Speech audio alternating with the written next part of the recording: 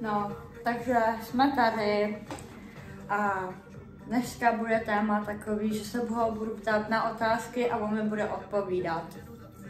Bude to prostě upřímně, takže zdravím lidi, zdravím. Jsem tady s ní, Píčo. Připravila si pro mě nějaký pičoviny, takže odpovím na to.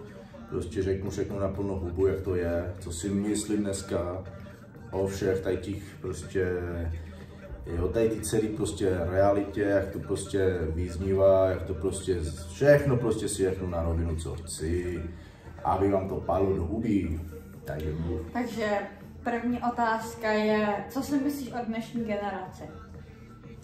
No tak co si máš myslet, bráško, takže hele, dnešní generace, Píčo, víš co, holka tě vykouří a jde za svým, takže tak.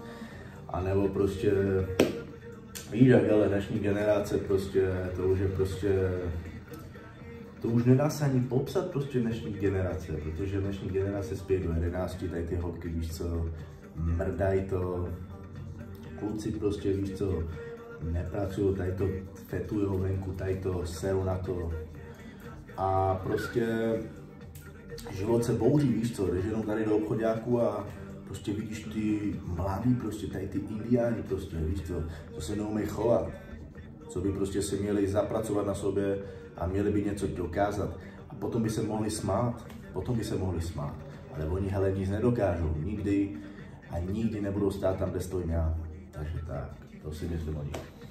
Tak jdeme na další otázku a to je, myslíš si, že holka patří jen za plotnu? Hele, holka je prostě od toho, holka prostě má vážit uklízet, víš co, má mít domácnost, tady to má povinnosti jiný než chlap. Chlap má se starat zase, aby byly prachy, tady to ne. A žena se má starat o domácnost, ne? To je normální věc, prostě, hele. Ne, prostě patří prostě, to si prostě, patří prostě do domácnosti. Takže tak. Můžu na další? Na mou Píčo. Tak, co si myslíš, že dnešní holky, polovina holek teda, se chodí jenom prcát a tady to věci a nepomáhá doma? Hele, to je pořád dokola, hele, prostě tady ta generace, tady ty holky, víš co, lžou mámě, víš co, že prostě jdou za kamarádkou, víš co, ale přitom jde za chlapem se jebat, takže tak. Jim to je prostě jedno, hele, jestli prostě jí je 14 a je mu je 30, jí to je jedno. A nebo prostě dnešní děvky, víš co, dnešní děvky neřeší prostě, víš co, jestli máš kundlu, víš co, jako holku. Nebo ženu prostě, to neřeší, víš co, jí to je jedno. Ona ví, kolik ona přijde a přijde sem a vymrdá se s tebou. A to jsou prostě tady ty holky. A klukům nemůžeš, Píčo, hele, dávat vinu, víš co. Protože když nebude děvka chtít, tak tomu ptákovi nedá přece. Takže tak, no. Ale hele, prostě dnešní generace prostě už je náprd a bude ještě horší tady ta generace, protože v dnešní době 14-15 let ti řekne fracek, víš co, takový slova, co bych ti neřekl 30 letý do huby.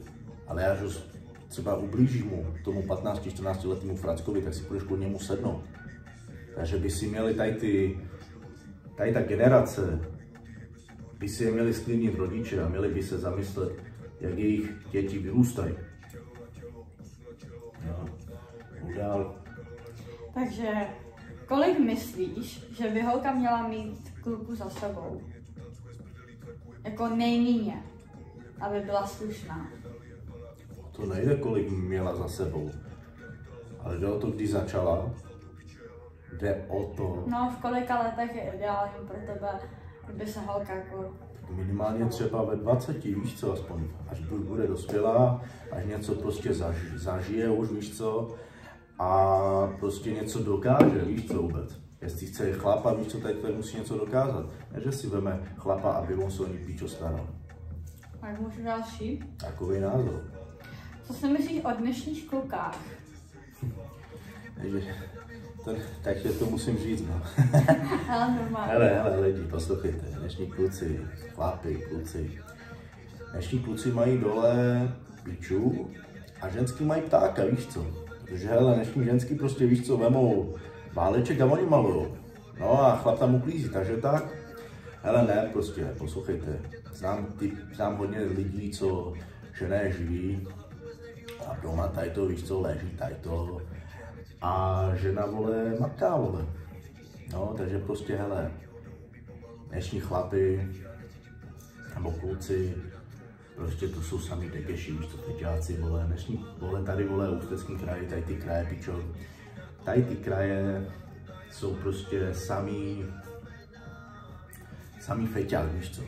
A vy tady ty holky prostě, víš co, dáte sebe frajt, máte prdele kozy, poslouchejte, si vybíráte, takže se zamyslete nad sebou, koho berete si do života, s kým chcete žít, komu chcete představit ho, komu ho chcete představit, chápeš? Vy ho chcete představit rodičům takového feťáka, jo. Vy blbci jedni. Tak můžeme na další. Jaký máš názor na dnešní feťáky a měli by pracovat? Hele, dneska prostě pokud to máš v hlavě srovnaný a nejsi blbec a chceš něco dokázat a chceš peníze, tak budeš pracovat. A pokud si blbeček, víš co, a nebudeš, víš co, chtít makat, budeš se chtít jenom spolíhat na rodinu třeba, tak nebudeš mít nic nikdy. Takže si musíš uvědomit prostě, co je pro tebe důležitý. Tak můžeme na další otázku teda. Co si myslíš o holkách, co jim je 15 let a už mají dítě? Ty vole, takové otázky, ty jo. No. Co si o nich máš myslet, ty vole, víš co, ona je sama dítě, pičo. A udělá si dítě v 15 letech. Jak se říká, děti mají děti. Hele, prostě generace, prostě, ti říkám, tady ta generace, tady to století, tady to prostě, co teď je, more, konec světa, piču, serte na to lidi, serte na to, je to na piču a bude ještě horší. Prostě poslouchejte, tady ta generace mladá, až vyroste, budou dospělí a budou mít oni svoje děti, konec. Můžeš se ještě tak na další teda jdeme.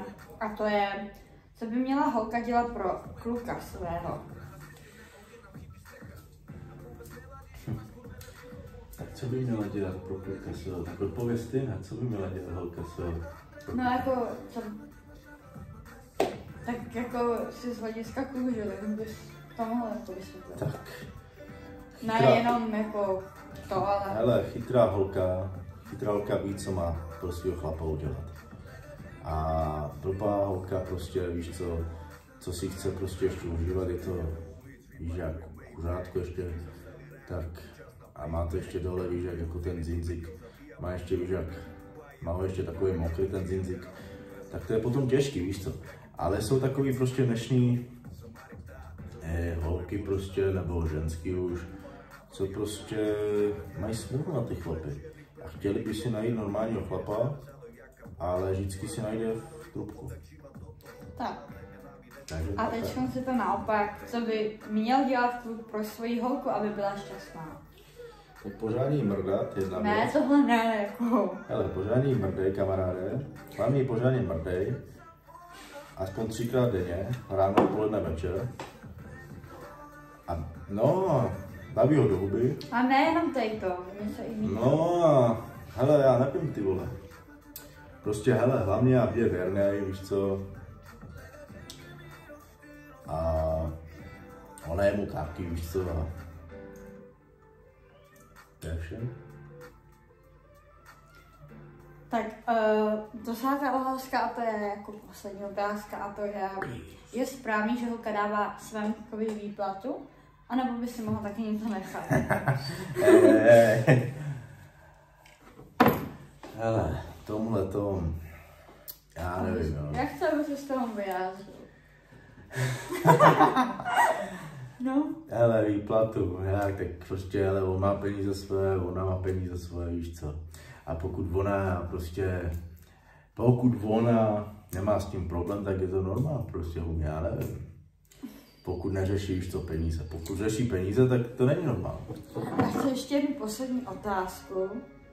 A to je 11. teda otázka, na desítky, takže to je 11. A to je normální, že holka podvede svého kluka nebo naopak? Ale, jak jsem řekl, prostě, jak to máš nastaveno v hlavě, jak to cítíš, jak s tím člověkem jsi, když s ním prostě to necítíš, nemyslíš si, že prostě ten člověk pro tebe dobrý, tak ho podvedeš. Nebudeš s ním, budeš si užívat. Prostě na to není popsat ani názor, nic, prostě, hele lidi, zamyslete se nad sebou, co jsem teď řekl, kamarádi. No, takže proto to video. Přestaňte, hele lidi, tady ty holky, tady ta generace, tady ty, nebudu jmenovat města, ale tady ty holky, tady ta generace, všichni byste se měli nad sebou zamyslet, co píšete, ponižujete lidi, co něco dokázali. Ponižujete lidi, co něco dokázali a co něco jsou. Ale cigány, co tam vypisují papíry, tam stojí na pracáku, aby čekají na stravenky, tak je chválíte, s nima se bavíte, hezky na ně se smějete. Ale na ně byste měli koukat divně. Na ně byste se měli koukat divně. Zamyslet se, že tam nechcete být jako oni. A ne na tady ty frajeři, co mají za akce 30-40 tisíc, je přijdete smát, že udělá nějakou písničku. Ale on má 30-40 tisíc za akci, kamarádi. Vy nemáte nic. Váš tata dělá 3směnný provoz. Váš tata dělá 3směnný provoz a vy jste rádi, pičo, že vám koupí tričko nebo něco na sobě. No, takže pro tohle video by to bylo asi všechno a děkuji, že jsem odpověděla na otázky a vám taky. No a brzy, hele lidi, budu tady mít jiný lidi, budu, hele, já jim dávat otázky. Tady to bylo jenom takový prostě, takový zahřání, víš co, abyste poznali, jaký jsem, jak mluvím, pičo, jak se vyjadřuju. A příště budu dávat já otázky mým chávrům, takže pochopíte, co to tadyto ještě bude, pičo. Mám pro vás cizince, tadyto Češi, budou tam i na tom podcastu tadyto. Mám tam dost lidí, co přijdu, co je natočen. Takže lidi, hele, bude to hodně teď. Všechno na můj kanál, pičo. Takže dej odebírat, či přičavala oficiál, pičo. Dej to odebírat, more. Neser se hele s tím vůbec. Na TikToku je to samý. Na TikToku, pičo, oficiál, takže tak, pičo. A mějte se lidi, pičo. Čau.